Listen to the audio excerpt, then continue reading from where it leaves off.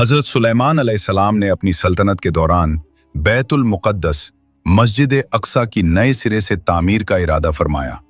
इस अजीम काम के लिए आपने हज़ारों जिन्नातों को काम पर लगाया, क्योंकि वे इंसानों के मुकाबले ज़्यादा ताकतवर और भारी पत्थर उठाने की सलाहियत रखते थे। जब मस्जिद की तामीर का काम अपने आखिरी मरहले में था, तब हज़रत सुलेमान अलैहिस्सलाम को अपनी वफ़ात का वक्त नज़दीक महसूस हुआ। आपको ये फिक्र हुई कि अगर जिन्नातों को मेरी मौत का इल्म हो गया तो वे काम छोड़कर भाग जाएंगे और बैतुल मुक़द्दस की तामीर अधूरी रह जाएगी, क्योंकि उस ज़माने में जिन्नात ये दावा करते थे कि वे गैब का इल्म रखते हैं। आपने अल्लाह से दुआ फरमाई कि आपकी मौत को उन जिन्नातों से छुपा लिया जाए, ताकि उनका ये झूठा दावा भी गलत साबित हो जाए। रमज़ानुल मुबारक का ही वो दौर था जब हज़रत सुलेमान अलैहिस्सलाम अपनी मखसूस इबादतगाह मेहराब में दाखिल हुए।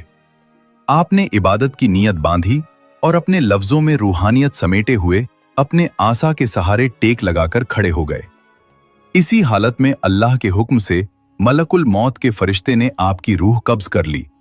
लेकिन अल्लाह की कुदरत देखिए कि रूह निकलने के बाद भी आपका जिस्म मुबारक उसी लाठी के सहारे अपनी जगह पर जमा रहा।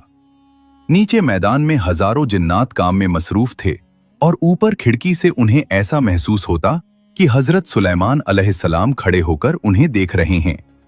वे खौफ और अदब की वजह से दिन रात काम करते रहे। रिवायतों में आता है कि हजरत सुलेमान अलैहिस्सलाम इसी तरह 1 साल तक मुसलसल खड़े रहे। न आपके जिस्म मुबारक में कोई तब्दीली आई और न ही आपका तवाज़ुन बिगड़ा। जब मस्जिद की तामीर पूरी तरह मुकम्मल हो गई, तब अल्लाह के हुक्म से जमीन के कीड़ों ने आपकी लकड़ी को अंदर से खाना शुरू किया।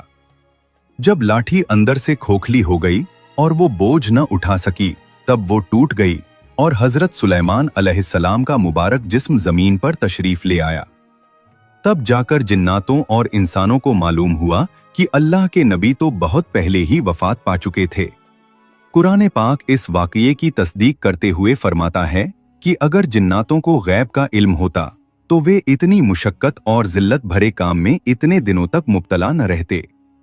हजरत सुलेमान अलैहिस्सलाम का ये वाक़या हमें सिखाता है कि मौत हर जानदार को आनी है, चाहे वो कितनी ही बड़ी सल्तनत का मालिक क्यों न हो।